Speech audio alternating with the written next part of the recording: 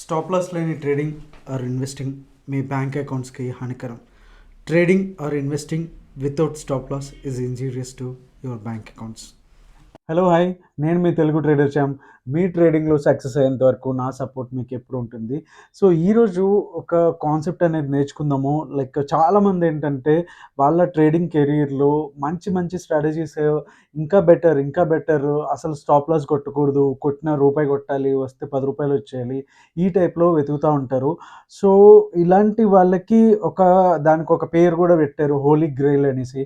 So Holi గ్రెయిల్ అంటే ఆ స్ట్రాటజీలో వేస్తే చాలన్నమాట, ఇంకా పైసలే పైసలు, ఇంకా రోజు మనం ఏటీఎంలోకి వెళ్ళి లెక్క పెట్టుకోవడమే. సో అలాంటి స్ట్రాటజీ ఉందా అంటే లేదనే చెప్పాలి. బట్ అలాంటి హోలీ గ్రెయిల్ని మనం తయారు చేసుకోవడం ఎలా అనేది ఈ వీడియో యొక్క ముఖ్య సారాంశం అనమాట. అండ్ నేను ఇప్పుడు చెప్పబోయే ఒక 5-6 ఏవైతే ఉన్నాయో అవి ఒక సక్సెస్ మంత్రాలు. అండ్ మీరు కనుక ట్రేడింగ్లో మంచి కెరీర్ కనుక చూడాలి, లాంగ్ టర్మ్ వెల్త్ బిల్డ్ చేయాలి అనుకుంటే కనుక ఈ 5-6 సూత్రాస్ ఏవైతే ఉన్నాయో అవి గనక ఖచ్చితంగా మీరు ఫాలో అవుతే మీకు మంచి ఫ్యూచర్ అయితే ట్రేడింగ్లో అయితే ఖచ్చితంగా ఉంటుందని అయితే చెప్పగలను. సో ఇంకా లేట్ చేయకుండా వీడియోలోకి వెళ్ళిపోదాం రండి. సో మన ఫస్ట్ సూత్రం వచ్చేసి ఏంటంటే, మీకు ఏదైతే లూజ్ అవుతామో, డబ్బులు పోగొట్టుకుంటామంటే భయం ఉంటుంది కదా, ఆ భయం ఏదైతే ఉందో, అఫ్కోర్స్ ఎవరికి భయం ఉండదు డబ్బులు పోతాయంటే, అందరికీ భయం ఉంటుంది. బట్ మరి ఎలా దాన్ని ఓవర్కమ్ చేయాలి అంటే I have a solution for that. Okay, solution ఏంటంటే ఖచ్చితంగా స్టాప్ లాస్ లేకుండా కానీ, లాసెస్ రాకుండా కానీ ఎవరు అయితే ఉండరు స్టాక్ మార్కెట్లో. ఈవెన్ మ్యూచువల్ ఫండ్స్ అయినా సరే, ఎంత సేఫ్ అయినా సరే డెఫినెట్గా డ్రా డౌన్ అనేది కానీ, లాసెస్ అనేవి కానీ ఖచ్చితంగా ఉంటాయి. కాకపోతే మనం ఇక్కడ చేయాల్సింది ఏంటంటే ఆ భయాన్ని కొంచెం పోగొట్టుకోవాలి. అందుకే చాలామంది ఏం చెప్తారంటే స్టాక్ మార్కెట్స్కి వచ్చేటప్పుడు ఎవరైతే ఇన్వెస్ట్ చేసేటప్పుడు కానీ, స్టాక్ మార్కెట్స్లో ట్రేడింగ్ చేసేటప్పుడు కానీ వాళ్ళు ఏం చెప్తారంటే, trade with the money which you can afford to lose. Okay, so ఆ అమౌంట్ పోయినా సరే, నాకు ఒక 1,00,000 శాలరీ వస్తుంది అనుకుందాం. ఓకే, నేను ఒక 10% అట్లా దాచి ఒక 1,00,000 క్యాపిటల్‌లో అయితే చేసుకున్నాను స్లోగా. ఈ లోపు నేను నేర్చుకుంటా, పేపర్ ట్రేడింగ్ చేసుకుంటా, కొన్ని స్ట్రాటజీస్ చేస్తున్నాను. సో ఆ 1,00,000 గాని పోయినా సరే నా ఫ్యామిలీకి ఏం ఎఫెక్ట్ కాదు. నా ఉద్యోగానికి, లైఫ్‌కి గానీ, ఈఎంఐస్ కట్టడానికి గానీ ఏమీ పెద్దగా దానికి వల్ల అది పోయినా సరే నాకు పెద్దగా ఎఫెక్ట్ పడదు అనుకున్నప్పుడు మాత్రం ఆ అమౌంట్‌తో ట్రేడ్ చేస్తే మంచి రిజల్ట్స్ అయితే వస్తాయి. ఏంటంటే అలా పోగొట్టుకుంటాం అనే భయంతో మంచి ట్రేడ్స్ వచ్చినా స్టాప్ లాస్ కొట్టక ముందే మనం భయంతో తీసేస్తూ ఉంటాం. లైక్ ఎగ్జాంపుల్, ఏదైనా తీసుకుందాం అనుకోండి, ఒక 100 రూపీస్‌లో ఒక స్టాక్ తీసుకున్నాము, 80 రూపీస్ మన స్టాప్ లాస్. అది 90కి వచ్చేసరికి తీసేస్తాం, కానీ అది 89కి వచ్చి మళ్ళీ రివర్స్ అయ్యి మీ డైరెక్షన్‌లో వెళ్తాన్ని అయితే మనం చూసుంటాం అందరికీ. సో మీరు ఈ ఎక్స్పీరియన్స్ ఫేస్ చేస్తుంటే కనుక ఖచ్చితంగా ఒకసారి కమెంట్ చేయండి.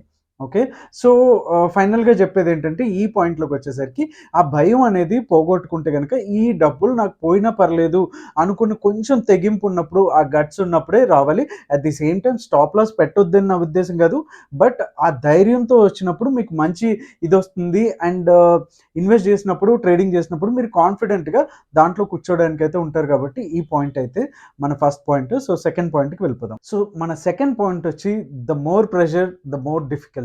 సో ఇప్పటికే మీకు అర్థమై ఉంటుంది. ఏదైనా జాబ్లో కానీ, లైక్ ఒక యాక్టర్ ఉన్నారనుకోండి, అతని దగ్గర నుంచి సరైన అవుట్పుట్ రాకపోతే ప్రెషర్ పెడితే రాదు కదా, వాళ్ళు ఫీల్ అయ్యి హ్యాపీగా వాళ్ళు చేస్తేనే వస్తుంది. ఈవెన్ సింగర్ అయినా సరే వాళ్ళు ప్రెషర్లో ఉంటే అంత అవుట్పుట్ అనేది వస్తుందా? సో జస్ట్ లైక్ ట్రేడింగ్ కూడా, ట్రేడింగ్ ఈజ్ అన్ ఆర్ట్ కాబట్టి మీరు ఎంత ప్రెషర్ తక్కువ పెట్టుకుంటే అంత బెటర్. అంటే ఈ మంత్ ఆర్ ఈ వీక్, ఈ క్వార్టర్ మనకి మార్కెట్ ఎంత ఇస్తే అంత పర్లేదు, నేను ప్రాసెస్ అయితే ఫాలో అవుతాను అనే మైండ్ సెట్తోనే వెళ్ళండి.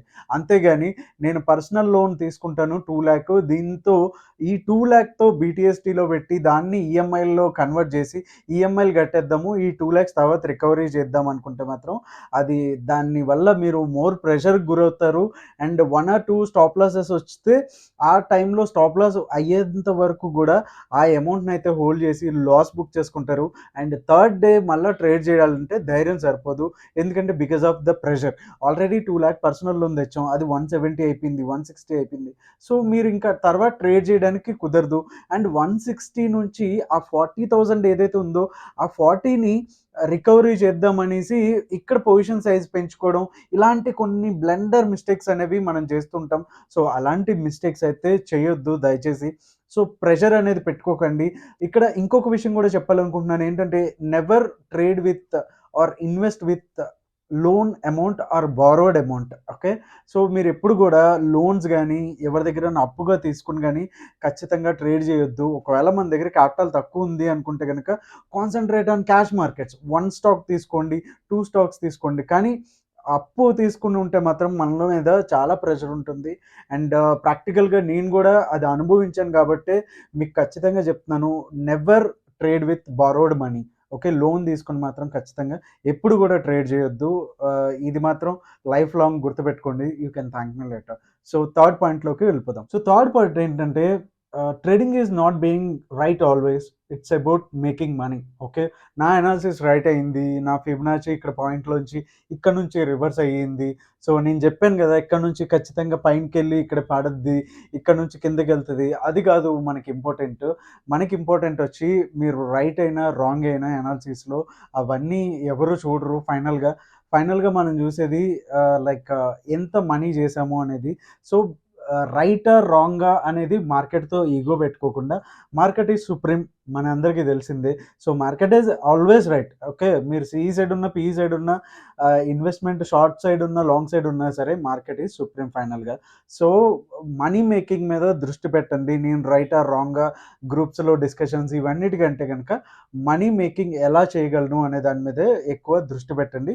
Follow the process. Okay. So fourth point వచ్చేసి, మనం చాలా డిసిప్లిన్‌గా ఉన్నాము. రోజుకి ఒక ₹1000 అలాగే తీసుకోవడంలో ఒక 10 డేస్ వరకు కూడా మంచిగా 1000 వచ్చేసి ఒక 10,000 దాకా పే చేసాము. ఐ మీన్ ఒక 10,000 దాకా గెట్ ఆన్ చేసాము యాస్ ఎ ప్రాఫిట్స్. సో ఒక్క డే, ఒక సింగిల్ డే ఏదో మిస్టేకో లేకపోతే విత్ ఓవర్ కాన్ఫిడెన్స్ అనుకోవచ్చు. లేకపోతే వాళ్ళు చెప్పారు, వీళ్ళు చెప్పారనో, లేకపోతే టీవీస్‌లో చూసో, లేకపోతే ట్విట్టర్‌లో చూసో ఇలా అయ్యింది, అలా అయ్యింది అనేసి ఒక్క ట్రేడ్ అన్‌డిసిప్లిన్డ్‌గా చేసిన, లేకపోతే అప్పటి వరకు వాడేంటంటే ఒక్క లాట్‌తో చేసి 1000 తీసుకున్నాడు. 10 డేస్ అయ్యేసరికి కొంచెం ఓవర్ కాన్ఫిడెంట్‌గా వస్తుంది. కాన్ఫిడెన్స్ నుంచి కొంచెం ఓవర్ కాన్ఫిడెన్స్‌కెళ్తాడు కాబట్టి అక్కడి నుంచి ఏంటంటే, నాకు 10 డేస్ నుంచి 10,000 వస్తుంది. ఈ రోజు నుంచి 3 లాట్స్‌కెళ్ళిపోదాం అని ఒకేసారి 3 లాట్స్‌కి వెళ్తాడు. ఆ ఓవర్ కాన్ఫిడెన్స్‌లో ఎంట్రీ గనక రాంగ్ కొట్టింది అనుకుంటే గనక ఆ 10,000 కూడా 1 డేలో పోతది. సో అలాంటి మిస్టేక్స్ కాకుండా కొంచెం ప్రాసెస్ బట్టి పద్ధతిగా వెళ్ళడం బెటర్. అండ్ డిసిప్లిన్ అనేది మనం ట్రేడింగ్‌లో ఉండేంత వరకు కూడా, మనం లాస్ట్ డే వరకు గూడా ఖచ్చితంగా గూడా మనం డిసిప్లిన్ అనేది ఫాలో అవ్వాలి. లేకపోతే గనక ఇలాంటి అన్‌డిసిప్లిన్స్ ఒచ్చి మంత్స్ టుగెదర్ నేను చాలా మందిని చూసా. ఆల్‌మోస్ట్ 1, 2 క్వార్టర్స్ ప్రాఫిట్‌లో ఉండి నెక్స్ట్ 1 డేలో చిన్న మిస్టేక్ జేసి, వాళ్ళకి తెలిసినా సరే రూల్స్ ఫాలో అవ్వకుండా 1 డేలో మిస్టేక్ జేసి పోగొట్టుకున్న రోజులు గూడా ఆఫ్‌కోర్స్ మనందరికీ గూడా ఉంటాయి గదా! సో అలాంటివైతే ట్రేడింగ్‌లో అవాయిడ్ చేయడానికైతే ట్రై చేయండి. అండ్ ఫిఫ్త్ పాయింట్‌లోకి వెళ్ళిపోదాం. సో ఫిఫ్త్ పాయింట్ వచ్చేసి, focus on your long term goals or long term journey and don't get discouraged by short term setbacks or something. Okay. అంటే మనం వెళ్ళాల్సింది ఒక 1 ఇయర్‌కి ఈ స్టేజ్‌లో, 6 మంత్స్‌కి ఈ స్టేజ్‌లో అని చూసుకోవాలి గానీ, ఈరోజు స్టాప్ లాస్ కొట్టింది, రేపు స్టాప్ లాస్ కొడుద్దేమో, నిన్న స్టాప్ లాస్ కొట్టింది, దాని గురించి ఎక్కువ ఆలోచించకండి. ఓవరాల్‌గా మనం weekly and monthly and quarterly and 6 మంత్స్‌కి and yearly, half yearly, yearly ఇలా ప్రాఫిట్‌లో ఉన్నామా లేదా అనేది చూసుకోండి గానీ, ఏదో ఒకరోజు స్టాప్ లాస్ కొట్టింది, 2 డేస్ స్టాప్ లాస్ కొట్టింది అని మాత్రం చూడకండి. ఒక్కసారి ఒక వీక్‌లో పీఎన్ఎల్ రెడ్ అయినా సరే, ఓవరాల్‌గా మంత్ మొత్తం మీద గ్రీన్‌లో ఉంటే దట్స్ గుడ్ గదా! సో మంత్లీ చూసుకోండి. అండ్ ఒకవేళ మంత్‌లో ఏదైనా చిన్న మిస్టేకో, లేకపోతే మన strategy drawback or draw down పీరియడో అయ్యుంటే గనక క్వార్టర్లీ చూసుకోండి. క్వార్టర్లీ వరకు మనకి ప్లస్‌లో ఉంటే దట్స్ ఎనఫ్. ఓకే. మన కంపెనీస్ గూడా అంతే గదా! ఈరోజు సేల్స్ ఎక్కువ, తక్కువ అని గాకుండా మొత్తం ఓవరాల్‌గా క్వార్టర్ కూడా చూసుకుంటారు కదా. ఇప్పుడు లైక్ ఒక బీవరేజెస్ ఉన్నాయనుకోండి, కోకోకోలా, రస్నా కంపెనీస్. సో అవి సమ్మర్‌లో అవుట్ పర్ఫార్మ్ చేస్తాయి. ఎందుకంటే సమ్మర్‌లో ఆబ్వియస్‌లీ కూల్ డ్రింక్స్ కాబట్టి. సో అదే పర్ఫార్మెన్స్ వింటర్‌లో, మాన్సూన్‌లో ఉండాలంటే అది పాసిబుల్ కాదు. సో ఓవరాల్‌గా ఆళ్ళు యాన్యువల్‌గా చూసుకుంటారు కాబట్టి వాళ్ళకి ప్రాఫిటబుల్. సో మనకెందుకు ఎవ్రీ డే ఇంత ఉండాలి, ఇంత ఉండాలి అని. సో అలాంటి ఉద్దేశ్యం పెట్టుకోకుండా లాంగ్ టర్మ్ పర్స్పెక్టివ్ చూడండి. లాంగ్ టర్మ్ వ్యూ చూడండి. సో నా క్యాపిటల్ ఇంత, నెక్స్ట్ ఇయర్‌కి ఇంత అవ్వాలి అనే ఆ గోల్‌తో వెళ్ళండి. అంతేగాని రోజు ఇంత పెరిగిపోవాలి, నెలకి ఇంత పెరిగిపోవాలి అనే గోల్ కాకుండా లాంగ్ టర్మ్ గోల్స్ చూడండి. ఖచ్చితంగా మీకు యూజ్ అవుతుంది. So last but not least last పాయింట్‌కి వెళ్ళిపోదాం. సో ఇక మన సిక్స్త్ పాయింట్ వచ్చేసి, unless you cut the losses, unless you learn how to cut the losses, you will never be a successful trader. So చాలామంది trading first day నుంచి మనం వింటూ ఉంటాము. అండ్ ఆఫ్‌కోర్స్ మన ప్రతి వీడియోలో కూడా స్టార్టింగ్‌లో ఒక డిస్క్లైమర్ వస్తుంది. స్టాప్ లాస్ లేని ఆహ్, ట్రేడింగ్ ఆర్ ఇన్వెస్టింగ్ హానికరం అనేసి. సో అదెందుకు పెడతానంటే, ఆ 2 సెకండ్స్ మీరు వీడియో చూసే ప్రతిసారి గూడా మీ మైండ్‌లో ఫిక్స్ అయిపోవాలి. అండ్ చాలామంది అది చాలా మంచి రిజల్ట్ కూడా ఇచ్చింది. చాలామంది నాకు తర్వాత ఫోన్ చేసి అండ్ మెసేజెస్ కూడా చేశారు. మేము స్టాప్ లాస్ అనేది పెట్టమండి ఇప్పటిదాకా, నేనసలు ఎప్పుడు యూజ్ చేయలేదు. బట్ మీ వీడియోస్‌లో అది చూసిన కాంచి అది గుర్తుపెట్టుకొని మరీ స్టాప్ లాసెస్ అయితే పెడుతున్నాను.